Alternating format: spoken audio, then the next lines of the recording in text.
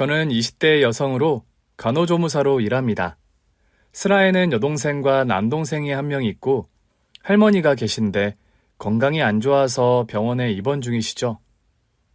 민진아, 요즘 얼굴이 왜 이렇게 까칠하니? 제가 그래 보여요? 요즘 병원 일이 좀 바빠서 그랬나 보네요. 이 할미가 정정해서 손주, 손녀 밥이라도 챙겨줘야 하는데 그러지 못해 미안하구나. 할머니도 참, 평생 우리 밥 차려주시느라 고생하셨는데 이제는 제가 차려드릴 때도 됐어요. 할머니는 얼른 아픈 거나 나을 생각하세요. 한창 꾸미고 놀러 다닐 나이에 못난 할미 만나 민진이 너만 고생시키는구나. 할머니, 저 안 꾸며도 이쁘니까 걱정 마세요. 저희 아빠는 제가 어릴 때 돌아가시고 일찍 혼자 되신 엄마가 원래는 저희 삼남매와 할머니를 먹여 살리셨어요. 그런데 엄마께서 몇 년 전 돌아가신 후로 집안의 실질적인 가장은 제가 되었죠. 어린 나이에 소녀 가장이 된 저를 늘 안쓰러워하시는 할머니세요. 할머니가 제 얼굴이 까칠해 보인다고 하는 데에는 다 이유가 있었어요. 제가 요즘 사실 고민이 하나 있거든요. 저는 3년 넘게 사귄 남자친구가 있는데 남자친구 직업이 의사입니다. 저는 간호조무사, 남자친구는 의사. 스펙이 차이가 많이 나다 보니까 요즘 남자친구 집안에서 저를 며느리감으로 탐탁지 않아 한다는 것을 알게 됐죠. 엄마는 왜 사람을 직업으로 평가하세요? 그리고 간호조무사가 뭐가 어때서요? 간호조무사면 4년제 대학 나온 정식 간호사도 아니잖니. 듣자 하니 할머니의 동생들까지 거두는 고아나 다름없는 애라며. 고아라뇨? 민진이는 부모님 다 생존해 계시다 일찍 돌아가신 거예요. 그게 고아지 달리 고아니? 연애까진 내가 터치 안 한다. 네 나이에 연애하는 일까지 막을 도리는 없으니까. 그렇지만 그런 여자애랑 결혼은 절대 안 돼. 알아들어? 저는 주말에 예고 없이 남자친구 집 앞에 갔다가 현관에서 남자친구와 남자친구 어머니가 하는 대화를 엿듣고 말았어요. 얼른 골목 뒤로 몸을 숨겨서 제 존재를 들키지도 않았고 남자친구 어머니 얼굴을 보지도 못했지만 그 카랑카랑하고 날선 목소리에서 느껴지는 까칠함과 만만치 않음이 보통이 아니란 걸 단박에 알 수 있었죠. 남자친구 어머니가 차를 타고 사라지시는 것을 보고 저는 남자친구가 혼자 자취하는 집으로 들어갔습니다. 오빠, 어머니가 나 마음에 안 들어 하시나 보네? 민준아, 너 혹시 다 들었어? 들으려고 해서 그런 건 아니고 샌드위치를 좀 만들었는데 가져다 주려고 왔다가. 우리 엄마가 하는 말 하나도 신경 쓸 거 없어.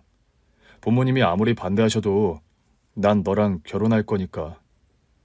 우리가 무슨 벌써 결혼이야. 아직 오빠 병원 개업한 지 얼마 안 됐고 나도 갈 길이 먼데. 무슨 소리야. 너 저번까지는 나랑 빨리 결혼하는데 동의했잖아. 어머니 말씀 맞다나 나랑 오빠가 차이가 많이 나잖아. 오빠가 지금은 사랑에 눈이 멀어서 날 좋다고 하지만 결혼은 현실이라는데 나중에 후회하게 되면 어쩌려고 그래. 너 자꾸 이상한 소리 할래? 우리 엄마가 그런 소리 하는 거 들었다고 너까지 흔들리면 어떡해? 흔들리는 게 아니라 난 냉정한 현실을 얘기하는 거야. 이 바보야. 넌 나를 그렇게 못 믿어? 내가 너 없이 못 산다는 거 뻔히 알면서 그러니? 오빠도 참... 누구 없이 못 산다는 게 어딨어. 너 자꾸 이상한 소리 할래? 우리 엄마가 하는 소리 들어서 속상한 건 알겠는데 너랑 결혼한다는 내 결심에는 변함없어. 맨날 데이트하다 널 집에 돌려보내는 일도 이제 더는 싫어. 민지 너랑 빨리 결혼해야 내가 이래도 더 집중이 잘 될 것 같아. 오빠네 집에서 날 안 받아들이실 것 같은데. 나라도 솔직히 나 같은 여건의 며느리 반기긴 힘들 것 같아. 뭔 소리야 그건 또.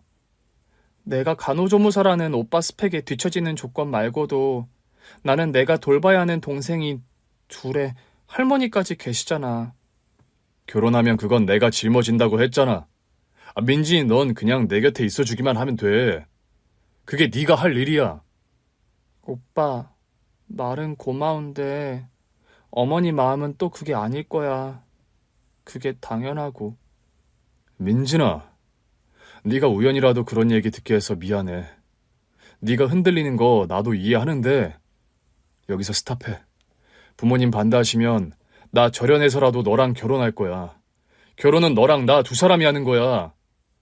내 인생의 여자는 민지인 너 하나밖에 없다고. 남자친구가 저를 사랑하는 마음은 진심이었습니다. 저 역시 남자친구를 많이 사랑하는 게 사실이고요. 현실 타령하면서 우리 결혼이 힘든 게 사실이란 말을 하긴 했지만 저 역시 남자친구와 헤어진다는 생각조차 하기 싫어요.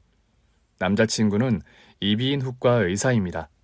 남자친구의 개원한 병원에 제가 출근을 하게 되면서 처음 만났고 저희는 누가 먼저랄 것도 없이 첫눈에 서로에게 반해서 연인이 되었죠. 정우 씨가 너밖에 모르는데 뭐가 걱정이니? 시어머니 되실 분이 날 완전히 싫어하셔. 시어머니들은 다 며느리 별로 안 좋아해. 그게 대부분의 국룰이고 그냥 그러려니 해. 객관적으로도 솔직히 내가 오빠한테 조건이 많이 처지잖아. 오빠는 의사고 집안에 돈도 많은데 솔직히 나보다 더 좋은 여자 만나 결혼할 수 있는 사람인 거 사실이니까. 너 설마 정호 씨랑 헤어질 생각이니? 그런 거 아니지? 오빠 어머니가 나에 관해 하는 얘기 우연히 들었는데 결혼을 해도 가시밭길일 거란 생각이 들어서 우울하다. 결혼을 뭐 남편이랑 하지 시어머니랑 하니? 벌어진 일도 아니고 벌써부터 너무 걱정하지 마, 민진아. 너 20대 내내 거의 제대로 된 연애도 못하고 동생들이랑 할머니 돌본다고 고생만 했는데 어렵게 찾아온 좋은 인연 절대 놓치지 말고, 응? 친구는 저를 위로해줬지만 저는 남자친구와 결혼을 앞두고 고민이 많이 되는 게 사실이었죠.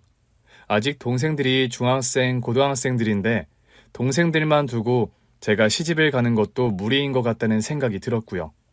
게다가 할머니 건강이 많이 안 좋은 상황에 제가 결혼 생각하는 게 사치가 아닌가 그런 생각도 들더군요. 이런저런 걱정으로 심란한 하루하루를 보내던 어느 날이었어요. 병원에서 한참 일을 하다가 점심시간이 되었고 동료들과 밥을 먹으려 나가려는데 분기탱천한 모습에 한 부티나는 중년 아주머니가 병원 안으로 들어오는 겁니다.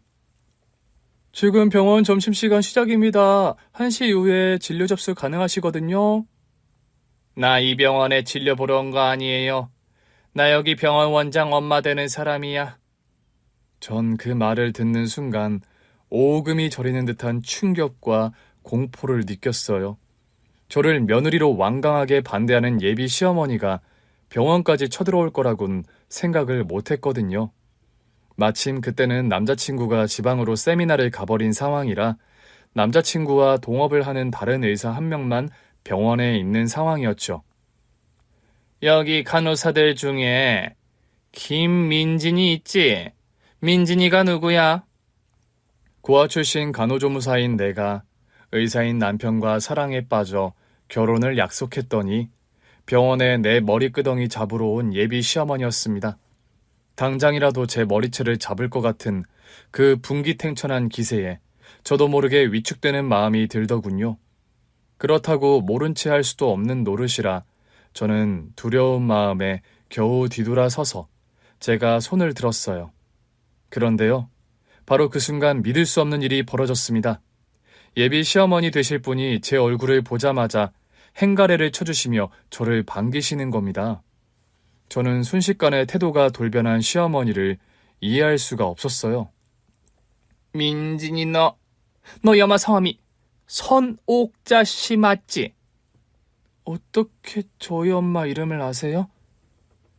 의심하기엔 말도 안 되게 옥자 씨랑 네 얼굴이 붕어빵이구나 세상에. 그런 말을 하면서 제 얼굴을 이리 보고 저리 보는 시어머니였어요. 안 그래도 옥자 씨와 연락이 끊겨서 답답했는데 너희 어머니 지금 어디 계시니? 저희 엄마요? 저희 엄마 7년 전에 베트남에서 돌아가셨어요. 뭐? 베트남 건너가서 한인 민박인가 한다는 소리는 들었는데 거기서 돌아가셨다고? 네, 베트남서 사촌이 하시는 민박집 일 도와주시다가 현지에서 교통사고로 그만. 그래서 옥자 씨와 그 후로 연락이 안 되었던 거로구나. 난 그런 줄도 모르고 옥자 씨가 내 연락을 안 받은 거라고 생각했는데. 그런 말을 하면서 저희 엄마 소식을 듣자마자 오열을 터뜨리는 시어머니였어요. 저는 예비 시어머니의 그런 반응이 쉽게 이해가 가지 않는 게 사실이었죠. 대체 과거에 무슨 인연이었길래 이런 반응을 보이실까 궁금하더군요. 저희 어머니를 어떻게 아세요? 민진아, 일단 사과부터 할게. 민진이 네가 옥자 씨 딸이라는 걸 알았더라면 내가 너를 찾아와서 타박할 생각을 절대 못했을 텐데. 세상에. 그런 말을 하면서 저를 덥석 끌어안는 예비 시어머니였습니다. 미안하다, 민진아. 내가 은인의 딸을 몰라보고 박대를 하다니. 하마터면 내가 정말 천벌받을 짓을 할 뻔했구나. 그 후로도 한참을 오열하던 예비 시어머니는 겨우 감정을 추스르고 과거 이야기를 하기 시작하시더군요. 너희 엄마 옥자 씨는 과거에 우리 집에서 가정부 일을 오래 하셨어. 베트남 가기 전에 저희 엄마가 가정부 일하셨던 거는 저도 기억해요. 성북동 사장님 댁 다닌다는 말, 네 엄마로부터 들은 기억, 민진이 너는 없어? 기억나요. 엄마가 아침에 출근하실 때마다 엄마 성북동 일 다녀올게 하시곤 나가셨으니까요. 네 엄마는 우리 집안을 구제한 정말이지 고마운 분이셨단다. 우리 엄마가요? 그래, 이제 옥자 씨 딸인 너를 이렇게 만난 것도 참 하늘이 내린 인연이란 생각이 드는구나. 네 엄마가 어떤 분이었는지 너에게 다 말해줄게. 예비 시어머니로부터 듣게 된 저희 친엄마와의 과거 사연은 참으로 놀랍고도 특별한 것이었어요. 우리 친정어머니가 지금은 돌아가셨는데 살아 계셨을 때도 신부전증이 심해서 늘 사흘 걸러 투석을 하는 분이셨단다. 저희 엄마가요? 과거에 성북동 부잣집에 파출부 일을 오래 하셨습니다. 그 댁에서 일하며 시어머니의 친정엄마, 그러니까 그 댁의 사모님 병간호를 도맡아 하셨던 엄마였다고 합니다. 옥자 씨, 오늘도 고생 많았네. 난 괜찮으니 이제 그만 들어가 봐요. 사모님, 오늘 투석 받으시느라 고생이 더 많으셨죠? 혈액순환 잘 되시라고 안마 좀 해드리고 갈게요. 매번 일이 퇴근 시간인 아랑곳 안 하고 날 돌봐주니 내가 더 미안하네. 투석 받고 오신 날 힘든 거 다 아는걸요. 옥자 씨처럼 헌신적이고 천사 같은 간병인은 내 평생 처음이유. 과찬이 지나치세요. 아니야, 내가 언제 빈말하는 거 봤어? 내가 젊어서부터 몸이 약해 종합병원이란 별명이 붙은 사람이라 늘 간병인을 써왔지만 옥자씨같이 진심으로 아픈 사람 돌봐주는 간병인은 없었다우. 엄마는 시어머니와 친정엄마, 그 댁의 사모님을 극진히 간호했고 그 덕에 사모님의 두터운 신망을 받으셨다고 하더라고요. 아직 퇴근 안 했어요? 아, 네, 이제 하려고 합니다. 엄마가 한참 사모님 안마를 하는데 안방문을 벌컥 열고 들어오는 사장님, 시어머니의 친아버지였죠. 이혼 도장 대체 언제 찍어줄 거야? 내가 누구 좋으라고 이혼 도장을 찍어주죠? 이제 와서 나랑 법적으로 부부로 남는 게 무슨 의미가 있어? 무슨 의미라니요? 내가 뭐 당신 좋아 이혼 안 해주는 줄 알아요? 생때 같은 내 자식들 권리 생각해서 그러는 거지? 평생 아파서 골골거린 거 말고 아내 자리 제대로 한 것도 없으면서 언제까지 내 발목 잡을 셈이야? 딴 집 살림 차리니 아주 이혼 못해 눈이 돌았나 본데 천년 아니 만년을 기다려 봐요. 내가 이혼해 주나? 에이, 정말 지긋지긋한 여편네야. 그러니 내가 정이 떨어지지 안 떨어지나? 안방문이 부서질 정도로 세게 닫고 나가버리는 사장님이었죠. 그 당시 시어머니의 아버지는 비서로 부리던 여자와 바람이 나서 딴 살림을 차린 상황이었다고 합니다. 이런 얘기 참 부끄러운 가정사다만 이제 민진이 네가 며느리가 될 나이니 다 까놓고 오픈하마. 당시에 우리 아버지가 아주 바람이 나서 제정신이 아닌 상황이었다. 대놓고 할머니께 이혼을 요구하셨다고요? 그래. 우리 엄마는 안 그래도 투병하느라 힘든 상황이었는데 그런 엄마를 찾아와서 매일 이혼을 종용하는 아버지였어. 아무리 아버지였어도 그런 모습을 용서하기 힘든 나였고. 시어머니는 그래서 당시 아버지와 불화가 심했다고 합니다. 아빠, 오늘 또 엄마 찾아가서 이혼 서류 내미셨다면서요? 네 엄마가 또 너에게 일러 바치니? 아빠, 대체 엄마에게 왜 그렇게 잔인하세요? 딴 살림 차리셔도 그냥 아픈 엄마 몰래 만나시면 안 되냐고요. 네가 엄마 편 드는 건 이해하다만 아비한테 감히 이래라 저래라야? 아버지, 제발 엄마랑 제 입장도 좀 생각해 주세요. 아버지 연세도 있으신데 대놓고 젊은 여자랑 딴 살림 차리는 거 자식 입장에서도 보기 힘든 게 사실이라고요.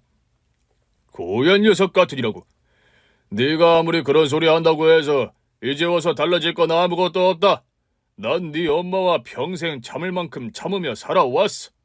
평생을 골골거리며 아픈 여자 데리고 사는 게 어디 쉬운 줄 아니?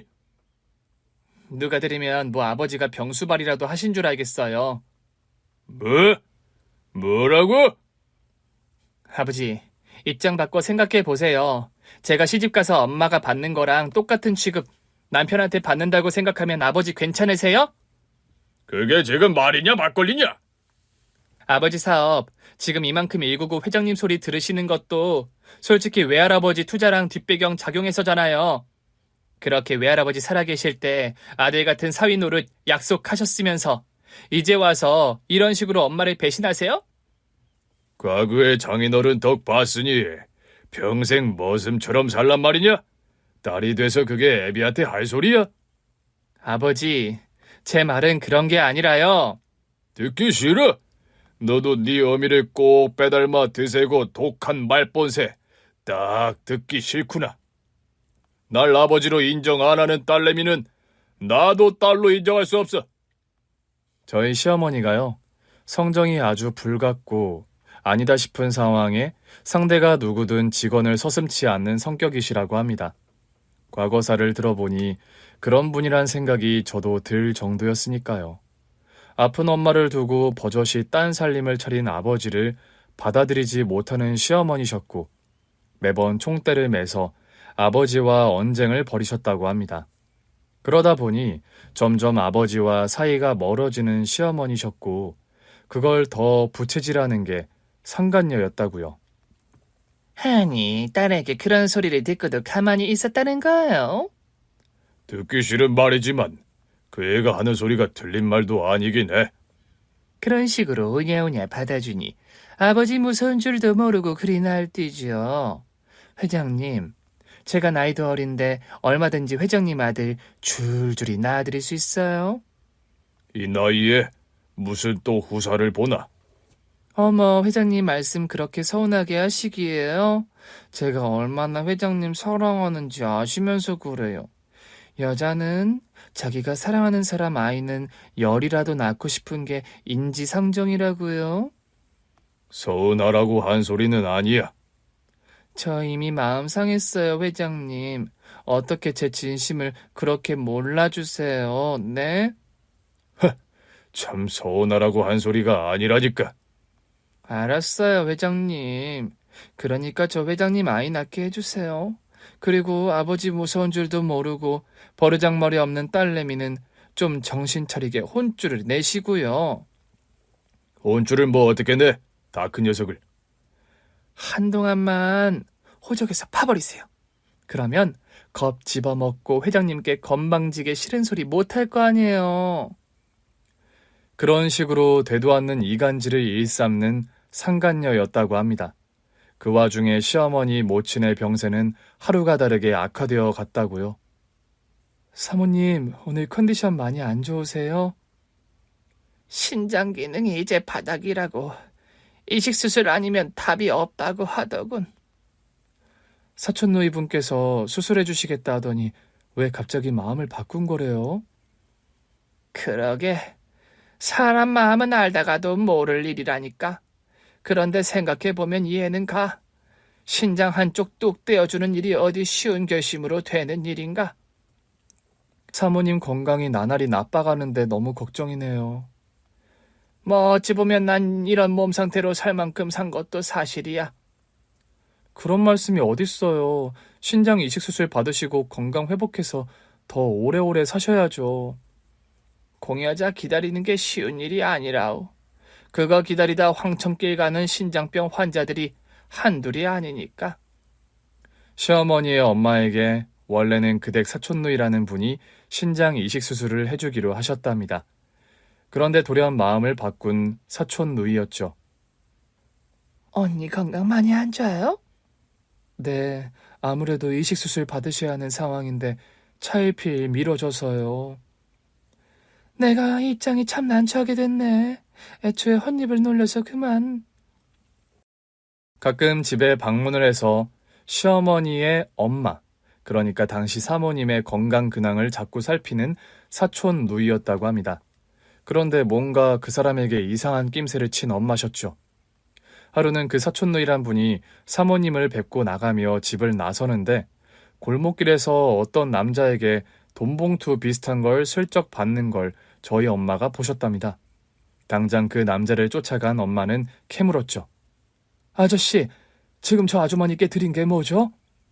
남자는 처음에 횡설수설하며 거짓말을 하면서 도망을 가려고 하더래요. 엄마는 마침 그날 사모님 댁에서 월급 봉투를 받은 날이라 가방 안에 현금이 제법 두둑했다고 합니다. 아저씨, 이거 내 한 달치 월급이에요. 이거 다 아저씨 드릴 거니까 뭔 일인지 싹 다 이실직고 하세요. 엄마의 딜에 넘어간 그 정체불명의 남자가 그런 말을 하더랍니다. 전 그냥 시키는 대로 했을 뿐이에요. 이댁 회장님과 같이 사시는 작은 사모님이 저 아주머니께 돈봉투 전해달라고 해서요. 작은 사모님이요?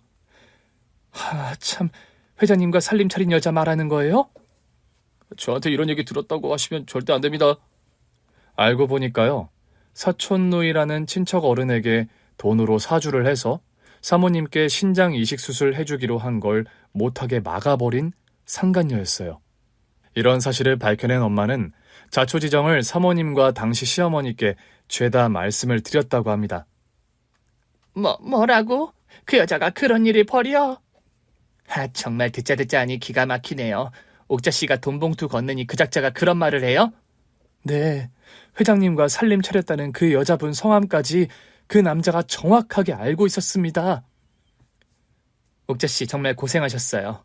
우린 그런 못돼 먹은 계략이 있었는지조차 모르고 있었네요. 이런 악독한 것을 봤나. 그건 그렇고 사모님 건강이 제일 걱정이네요. 저도 사실 그게 제일 걱정이에요. 딸인 제가 신장을 드리면 좋은데 저 역시 한쪽 신장밖에 제 기능을 못하는 터라. 저희 시어머니가요, 친정어머니 체질을 닮아서 신장이 좋지를 않아 이식수술이 불가능한 상황이었다고 합니다. 사모님, 아가씨, 확률은 희박하겠지만 제가 한번 검사를 받아볼까요? 네? 옥자 씨가요? 아니, 그게 무슨 말이야. 옥자 씨가 왜 그런 검사를 받아? 사모님 목숨이 걸린 일인데 제가 한번 검사를 받아보겠습니다. 엄마의 결단으로 기증자 적합 검사를 받았는데 놀랍게도 기증이 가능하다는 결과가 나왔다고 하더라고요. 엄마는 피 한 방울 안 섞인 사모님에게 신장 이식 수술을 해주셨고 그 덕분에 구사일생으로 목숨을 건진 시어머니의 엄마였다고 합니다. 네 어머니의 결단으로 그때 우리 엄마가 목숨을 건지셨어, 민진아.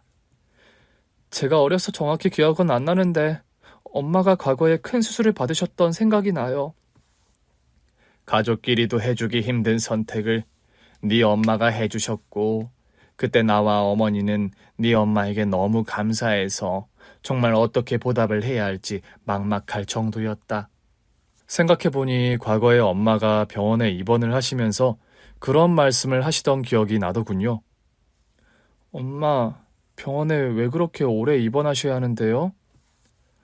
엄마가 사람 목숨 한 명 구하게 됐구나. 엄마가요? 무슨 수술을 받으시는데요?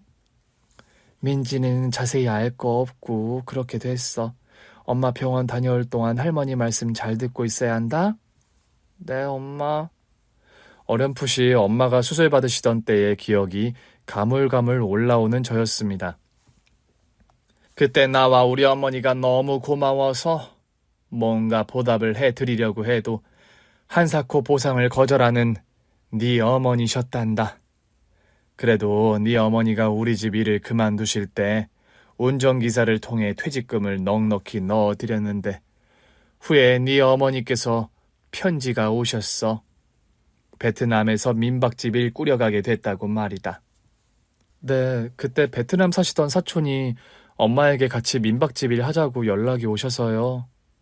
그런데 옥자씨, 네 어머니는 어쩌다 베트남서 명 달리하시게 된 거야?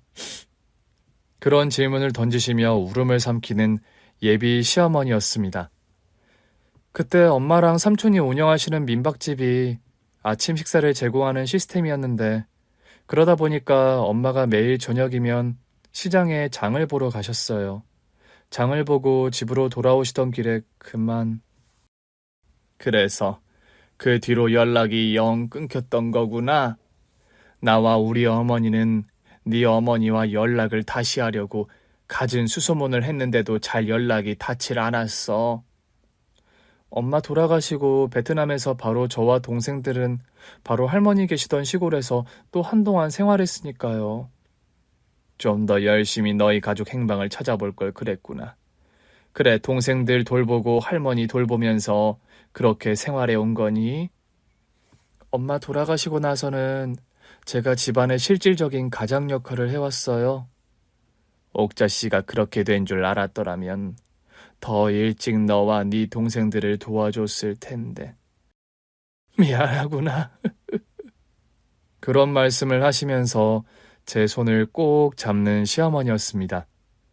과거에 네 어머니가 우리 엄마를 살려주신 후로 우리 집에는 많은 변화가 있었단다. 저희 엄마가요, 그댁 사모님, 그러니까 시어머니의 엄마에게 신장 이식 수술을 해드린 뒤 많은 일들이 또 벌어졌더라고요. 일단 그 상간녀가 벌인 못된 계략을 모두 아버지에게 말한 시어머니셨다고 합니다. 아버지랑 같이 사는 그 여자가 사촌 숙모에게 돈으로 매수해서 엄마에게 수술 못 해드리게 한 거 알고 계세요? 뭐? 그게 무슨 소리야? 아버지께서 안 믿으실까봐 증인들 다 데리고 왔어요.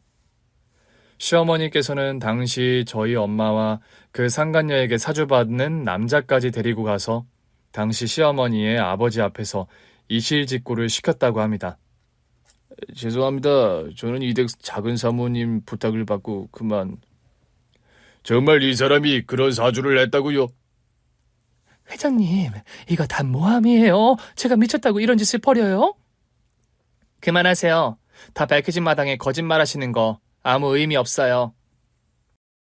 아무리 내가 이혼 못하고 있는 상황이 답답했어도 이건 아니지 않아? 사람 목숨이 달린 일이잖아. 회장님, 잘못했어요. 저 까딱하다가는 평생 첩소리 들으며 살게 될까봐 그랬네요. 그렇다고 목숨이 경각에 달린 사람을 두고 이런 짓을 벌여? 당신 이렇게까지 악독한 사람이었나? 회장님, 그럼 어떡해요? 큰사모님 살아계신 동안 저는 늘 손가락질만 받는 처진데요. 그래도 버릴 일이 있고 아닌 일이 있는 거지. 욕먹는 처지가 싫다고 한 사람 목숨을 뺏을 뻔했잖아. 회장님도 하루라도 빨리 이혼 못해 안달이셨잖아요. 왜 갑자기 사람들 앞에서 제 타박만 하세요? 이혼하고 싶은 거였지. 한 사람을 망가뜨릴 생각은 아니었어. 당신이란 여자가 이런 무서운 사람이라는 걸 여태 몰랐군. 나 몰래 돈을 주고 사람을 써서 이런 일을 벌여? 회장님, 잘못했어요. 제가 회장님 차지하고 싶은 욕심에 그만. 생각할수록 끔찍하고 무섭군. 우리 관계는 다시 생각해보는 걸로 하지. 그 사건을 계기로 상간녀에게 완전히 오만정이 떨어져 버린 시어머니의 아버지셨다고 합니다. 너희 어머니 덕분에 우리 엄마 아버지는 결국 이혼 안 하시고 평생을 법적인 부부로 해로하셨다. 과거에 그런 일이 있었는지는 저는 하나도 모르고 있었어요. 네 엄마가 우리 집에서 일하실 때만 해도 너는 어렸고 그런 얘기를 시시콜콜 털어놓으실 수는 없었을 거다. 그럼 어머님의 어머니, 그러니까 할머니께서는 그 후로 오래 사신 건가요? 네 어머니 신장 이식 수술 받고 나서 10년을 더 사셨어. 우리 엄마 목숨 구해준 데다가 풍비박산 날 뻔한 우리 집 명의를 지켜준 것도 다 네 어머니 오키 씨 덕분이란다. 저희 엄마와의 인연이 밝혀진 그날부터 저는 갑자기 환영받는 며느리가 되었습니다. 우리 정우랑 이왕 결혼할 거면 미루지 말고 식을 빨리 올리자꾸나. 네? 아니 왜 그렇게 놀라는 얼굴로 물어? 저와 정우 씨 결혼 탐탁지 않아 하시는 걸로 알고 있었어서요. 그건 네가 옥자 씨 딸인 걸 몰랐을 때 얘기 아니니. 나나 돌아가신 우리 엄마는 언제고 네 어머니를 만나 은혜 갚을 날만 기다려왔단다. 저희 엄마가요, 그런 큰 수술을 해주고도 아무런 대가를 받지도 원하지도 않으셨다는 겁니다. 널 이렇게 우리 집 며느리로 만나게 되느라고 마음의 빚이 남아있었다는 생각도 든다. 민진아, 내가 못 모르고 널 반대하고 박대한 거 부디 잊어다오. 응? 그런 말로 저에게 진심으로 사과까지 하시는 시어머니셨죠. 갑자기 뒤바뀐 시어머니의 태도가 어리둥절하고 낯설게 느껴지기도 했어요. 그런데도 사랑하는 남자친구와 현실적인 발목 때문에 헤어지지 않아도 된다는 사실이 무척 기쁘더군요.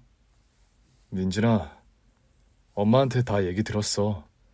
너희 어머니께서 우리 집에서 오래 일하시던 분이라고. 그러게 말이야. 사실 오빠가 세미나 갔을 때 어머니께서 병원으로 찾아오셨었어. 그때 그럼 모든 과거 사실이 밝혀진 거야? 응. 처음엔 어머니께서 너무 화난 모습으로 병원에 들이닥치셔서 당황했는데 결과가 대반전이었네. 우리 엄마가 옛날부터 너희 엄마, 그러니까 장모님 말씀을 자주 하셨어. 우리 엄마 얘기를? 그래. 예전에 일하시던 아주머니 한 분이 정말 은혜를 갚아야 할 분이라고. 그분 덕분에 할머니 목숨도 건지고 할머니 할아버지께서 두 분이 이혼도 안 하셨다고. 나도 어려서 우리 엄마가 오빠 할머니 집에서 일하실 때 그런 일이 있었는 줄은 몰랐어.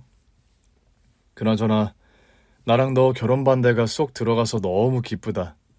민진아, 엄마가 그러시는데 오래 넘기지 말고 식 올리자고 하신다. 정말? 응. 그런데 솔직히 할머니랑 동생들이 걱정이야, 오빠. 엄마가 그 부분도 다 생각이 있으신 것 같던데? 그게 무슨 말이야? 알고 보니까요, 저와 오빠의 신혼집을 얻으면서 바로 그 옆집에 제 동생들과 할머니가 살 집을 마련해 주신 시어머니셨어요. 처음에 저는 병원 일로 마치고 퇴근하는데 시어머니 전화를 받고 깜짝 놀랐습니다. 민진아, 지금 어디야? 퇴근길이니? 아, 네, 어머니. 이제 막 일 마쳤어요. 그럼 정우랑 같이 내가 말한 주소로 좀 오려무나. 어머니 전화를 받고 간 곳은 웬 아파트 단지였습니다. 한 호실은 저와 남자친구가 신혼살림을 차릴 아파트였죠. 이 정도면 너랑 정우가 신혼살림 시작하기에 무리 없겠지? 네, 어머니 집이 엄청 넓고 좋으네요. 앞으로 가구나 인테리어는 네 취향에 맞는 걸로 하나씩 채워나가자, 응? 감사합니다, 어머니. 살면서 한 번도 구경조차 해본 적 없는 넓고 쾌적한 아파트였습니다. 이런 집은 드라마에서나 보는 집인 줄 알았는데 제가 신혼살림을 시작하게 될 곳이라니 실감이 나질 않더군요. 그런데 바로 좀 울적해지는 면도 있었어요. 저는 결혼을 하면 이런 좋은 집에 살 텐데 동생들과 할머니가 여전히 낡고 허름한 다세대 주택에 살아야 할 생각을 하니 미안한 마음이 드는 게 사실이었습니다. 그때였어요. 생각하지도 못한 말을 시어머니가 한 것은요. 민진아, 너 시집 오게 되면서 네 동생들이랑 할머니가 걱정이라면서. 남자친구로부터 아마 그런 말을 듣고 물으시는 것 같았죠. 네, 제가 아무래도 동생들 돌봐주다 보니까요. 그런 것 같아서 너희 신혼집 바로 앞동에 아파트 한 호실을 더 계약했다. 네? 뭘 그리 놀라니? 할머니가 계시긴 하지만 동생들이 아직 학생이니 너와 근거리에 사는 게 너도 마음이 편하고 동생들 챙기기도 좋잖니. 그러면서 저희 신혼집 바로 앞동에 마련한 다른 아파트 호실을 또 구경시켜 주시는 시어머니셨어요. 어머니, 그럼 아파트를 두 채 마련하신 거세요? 그럼. 네 상황이 동생들 돌보고 또 할머니도 모시고 살던 입장이니 이런 편이 네 마음이 편할 거란 결론을 내렸다. 어머니. 저는 감동해서 눈물이 다 나오더라고요. 사실 과거의 옥자 씨, 아니 네 어머니에게 진작에 뭔가 보답을 하고 싶었는데 그러지를 못해서 늘 마음의 짐이었단다. 우리 어머니께서도 돌아가시기 직전까지 네 어머니의 안부와 소식을 궁금해하셨고. 저희 엄마와의 인연이신데 저와 동생들에게까지 이렇게 해주시는 게 그래도 너무 감사해요, 어머니. 아니다. 옥자 씨가 살아있었다면 같이 사돈이 되어서 여행도 다니고 더 재미있게 지낼 수 있을 텐데. 그러지 못해서 아쉬울 뿐이야. 네 시어머니가 살아계실 때 조금이라도 갚아드려야 했는데 그러지 못해서 죄송하고. 시어머니께서는 동생들의 학비까지 전액 지원을 해주셨습니다. 사실 저희 큰동생은 공부를 잘했고 작은 여동생은 어려서부터 그림 그리는데 재능이 있었어요. 저 혼자 간호조무사 일을 하면서 생계를 꾸려가다 보니 그동안은 동생들이 다니고 싶어하는 학원을 마음껏 보내주지 못했어요. 그런데 시어머니의 전폭적인 지원으로 남부러울 것 없이 학원도 다니고 과외도 받게 된 남동생과 여동생이었습니다. 할머니 역시 시어머니께서 소개해 주신 유명한 명의가 있는 대학병원에서 수술을 받으신 후 건강이 몰라보게 좋아지셨죠. 제 수술비까지 지원해 주시고 너무 감사합니다, 사돈어른. 별 말씀을요. 먼저 명달리한 옥자씨 생각하면 저희가 더 죄송하고 감사합니다. 진작에 찾아뵙고 도와드리지 못해서 송구하고요. 아닙니다. 저희 딸과의 인연을 여태 생각해 주시니 감사하죠.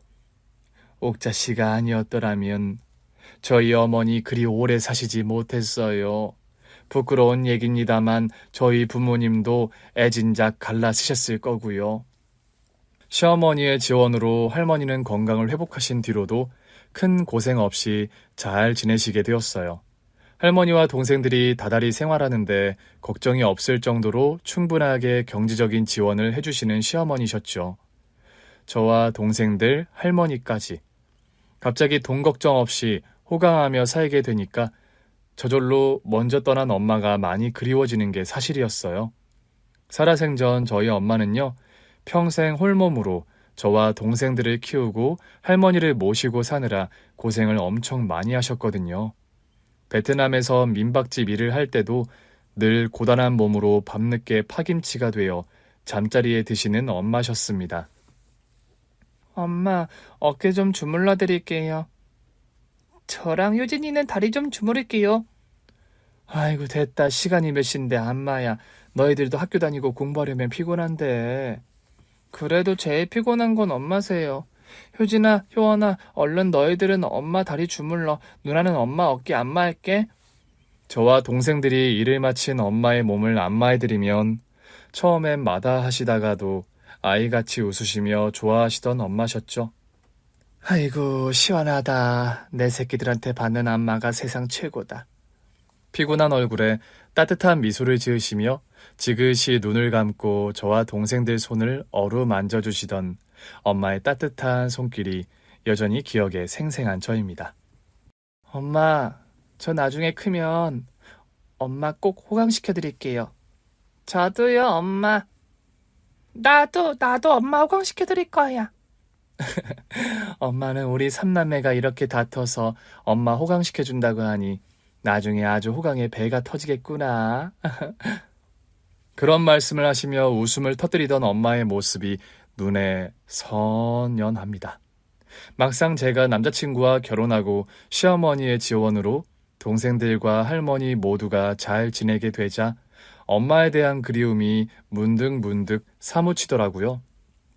결혼식을 올리기 전에 남자친구 손을 잡고 엄마와 아빠의 무덤을 찾아갔습니다. 어머니, 아버님 인사드립니다. 저 민진이와 결혼하는 사위 박정우입니다.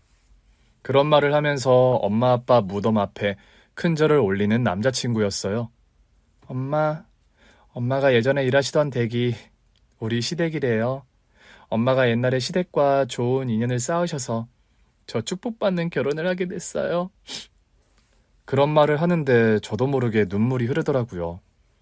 우리 엄마는 평생 고생만 하시며 억척스럽게 살다 가셨는데 엄마가 쌓은 은덕으로 제가 환대받는 결혼을 하고 여유롭게 살게 되었다는 게 죄송하면서도 마음에 걸리는 게 사실이었죠. 엄마한테 살아생전 호강시켜드린다는 약속 못 지켜서 죄송해요. 대신 효진이 효원이 시집장가 갈 때까지 제가 잘 돌볼게요. 어머니, 앞으로 평생 민진이 아껴주면서 잘 살겠습니다. 이렇게 예쁜 딸 저에게 아내로 주셔서 감사드려요. 아버님도요. 그런 말을 무덤을 돌며 소주를 뿌리는 남자친구였어요. 남자친구와 손을 잡고 무덤을 내려오는 길, 산까마귀 2마리가 시종일관 저와 남자친구 2사람을 쫓아오더라고요. 남자친구에게 따로 말은 안 했지만 꼭 저 하늘에 있는 엄마와 아빠가 저와 남자친구를 따라오는 게 아닐까 싶은 생각이 들었습니다. 저와 남자친구는 축복받는 결혼식을 올리게 됐습니다. 저희 시댁이요. 대대로 재력가 집안이라 결혼식은 엄청 성대하게 치러졌어요. 친구들이 몰려와서 하나같이 저를 부러워하는 말들을 쏟아내더군요. 어머, 민진아, 네 덕분에 이런 멋진 호텔을 다 와본다, 얘. 세상에, 이런 데서 결혼하려면 대체 돈이 얼마나 드는 거니? 더 대박은 오늘 하객들한테 축의금을 하나도 안 받는다잖아. 진짜? 오늘 리스트 보니까 식사비만 해도 엄청날 것 같던데. 민진아, 너희 시댁이 정말 부자인가 보다. 그거 말이라고 하니?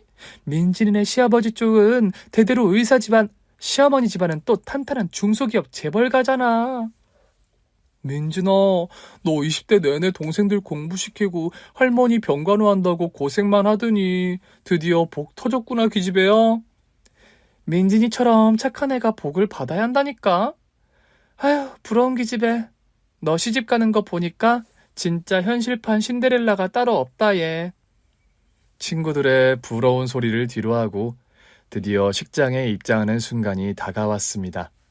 혼주석에는 할머니 혼자서 앉아 계셨지만 저를 보며 환하게 웃으며 손을 흔드는 할머니셨어요. 따로 입장은 하지 않고 남자친구와 동시 입장을 하기로 했습니다. 나 한때는 오빠랑 헤어질 결심까지 했었는데 이렇게 식장 들어가는 게 실감이 잘 안 난다, 오빠. 내가 말했잖아. 나 무슨 일이 있어도 너와 결혼한다고. 남자친구와 함께 버진로드를 걷는 길. 이제 나도 행복한 꽃길을 걷는구나 하는 실감이 들더군요. 결혼식을 마치고 신혼여행을 다녀온 뒤 저와 남자친구는 행복한 신혼생활 중입니다. 시댁도 가깝고 동생들과 할머니가 바로 근거리에 살고 있어서 제가 크게 걱정할 일이 없는 요즘이에요. 효진아, 효원아, 뭐하니? 누나 왔어? 할머니는 경로당에 놀러 나가셨어. 밥 먹고 있었니? 어디서 이런 맛있는 반찬들이 났어? 언니 왔어? 이 반찬들 다 누가 갖다 준 거게? 반찬들이 할머니 스타일 반찬들은 아닌데? 사돈 할머니 말이야. 언니 시어머니께서 가져다 주셨어. 우리 시어머니가? 공부하는 학생들은 밥 잘 챙겨 먹어야 한다면서 반찬을 사단 찬압 한가득 가져오셨더라. 학비와 생활비를 넉넉하게 지원해 주시는 것도 모자라 동생들 먹을 반찬까지 일일이 신경 써주시는 시어머니셨어요. 고마운 마음만큼 저 역시 살가운 며느리가 되려고 많이 노력하는 편입니다. 어머니, 매번 동생들 반찬까지 신경 써주시고 너무 감사해요. 아니다. 네가 이제 가정을 꾸려서 너는 정우 케어하고 내조하다 보면 네 동생들 신경 쓰기 어려울 거 아니니. 효진이랑 효원이가 어머니 반찬 너무 맛있다고 좋아하네요. 아이들 입맛에 맞다니 다행이지. 참 어머니, 내일 김장하신다면서요? 그래. 그런데 넌 신경 안 써도 된다. 도우미 아주머니랑 같이 하기로 했으니까. 그래도 제가 가서 도와드려야죠. 주말에라도 좀 편히 쉬렴. 네가 살림만 하는 아이도 아니고 정우랑 같이 병원서 일하는데 주말에 김장 동원까지 시키고 싶지 않아.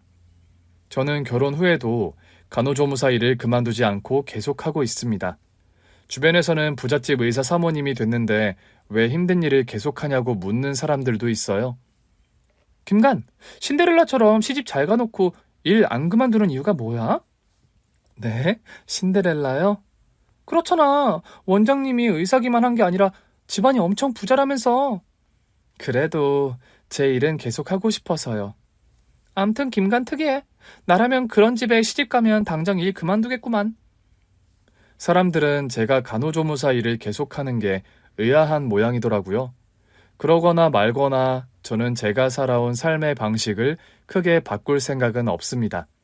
아침마다 출근해서 남편과 함께 병원에서 일을 하는 일상이 무척 행복하거든요. 같이 출근하고 같이 퇴근하니까 너무 좋은데? 우리 너무 같이 붙어 다녀서 나중에 실증 나는 거 아닐까? 왜? 민진이 너는 벌써 실증 나는 표정이다? 참나, 내가 그런 게 아니라 오빠가 그럴까봐 걱정인데? 그거야말로 쓸데없는 걱정이다. 내가 민진이 너한테 반한 순간이 언제인 줄 아니? 언제였는데? 간호사 복장 딱 입고 면접 보러 왔을 때야. 하얀 제복이 너처럼 잘 어울리는 여자를 나는 본 적이 그때까지 없었으니까. 암튼 오빠도 콩꺼풀이 단단히 쓰였었나 보다. 그나저나 난 어머님께서 나 일 계속하는 거 반대 안 하셔서 다행이야. 우리 엄마는 너 계속 간호사 일하는 거 더 좋아하시던데. 정말? 어머니가 그렇게 말씀하셨어? 살아생전 선옥씨 장모님이랑 당신이 빼닮았다고 성실하고 부지런한 거 말이야. 좋게 봐주셔서 다행이네. 우리 오늘 퇴근하고 영화 보러 갈까? 예전부터 네가 보고 싶어 했던 영화 개봉했던데. 좋지, 콜. 결혼하고 나서는 아쉽게 데이트를 하고 나서 서로 각자의 집으로 헤어지지 않아도 되는 점이 가장 좋은 것 같더라고요. 한때는 시어머니의 결혼 반대로 남자친구와 헤어질 결심까지 했었는데 이렇게 매일 함께 출근하고 함께 퇴근하고 논스톱으로 데이트까지 즐길 수 있는 일상이 참 행복합니다. 동생들 공부시키는 일이 경제적으로 걱정이었는데 그런 부담 하나 없이 다니고 싶은 학원 실컷 다니며 학업에 매진하게 된 환경도 너무 감사하고요. 얼마 전에 저희 남동생은 지망하던 의과대학에 합격을 했고 여동생은 예고 입시에 합격을 했어요. 우리 손주가 그럼 장내 의사가 된다는 말이냐? 아이고, 기특하다. 사돈 청년이 공부를 잘하더니 한 번에 명문의대를 합격했네요. 축하해, 사돈 청년. 사돈 어른께서 뭐든 잘 지원해 주신 덕분이에요. 감사합니다. 열심히 공부해서 대학병원에 자리 잡아요. 우리 친가가 대대로 의사 집안이라 얼마든지 팍팍 밀어줄 수 있어. 남동생에 대한 물심양면 지원을 아끼지 않는 시어머니십니다. 여동생은 고등학교를 졸업하면 파리의 유명 미술학교에 유학을 보내주신다고 하더라고요. 동생들 공부시키는 일이 제일 걱정이던 제가 여한 없이 동생들이 꿈을 향해 나아가게 된 환경이 너무 감사할 따름입니다. 이 모든 혜택이 모두 살아생전 엄마의 순수하고 선의가 가득했던 좋은 업보 때문이라는 걸 저는 압니다. 제가 시어머니께 감사하다는 말씀을 드릴 때마다 민진아, 그런 말 말아라. 나는 네 어머니에게 갚아야 할 감사함을 뒤늦게 갚는 것뿐이니까. 그런 말씀을 하시는 시어머니시거든요. 저희 엄마는 교통사고를 당하시고 며칠 동안 중환자실에서 사경을 헤매다 돌아가셨어요. 돌아가시는 순간까지 동생들과 저를 걱정하시던 엄마셨죠. 민진아, 너와 효진이 효원이를 끝까지 못 지켜줘서 미안하다. 힘들어도 언제나 꿋꿋하게 웃으면서 살아. 알았지? 엄마, 효원이, 효진이 걱정 마세요. 제가 최선을 다할게요. 동생들한테. 안간힘을 쓰며 고개를 끄덕이며 제 손을 잡아주시던 엄마와의 마지막이 여전히 기억에 생생합니다. 엄마, 저와 동생들 모두 엄마의 덕스러운 과거 덕분에 이제 걱정 하나 없이 호강하며 살아요. 엄마는 저와 동생들을 지켜주지 못해 미안하다 하셨는데 단 한 번도 엄마가 저희를 지켜주지 않은 순간이 없었던 것 같아요. 이제 저도 동생들도 하루하루 아주 행복하고 모자람 없는 시간들을 보내고 있어요. 저희 걱정은 이제 접어두시고 먼 곳에서 편히 쉬세요, 엄마. 언제나 그립고 사랑합니다. 엄마처럼 저도 사는 날까지 베풀고 헌신하는 삶을 살도록 노력하겠습니다. 누군가의 귀인이 되는 일처럼 살면서 의미 깊고 행복을 전파하는 일이 없는 것 같아요.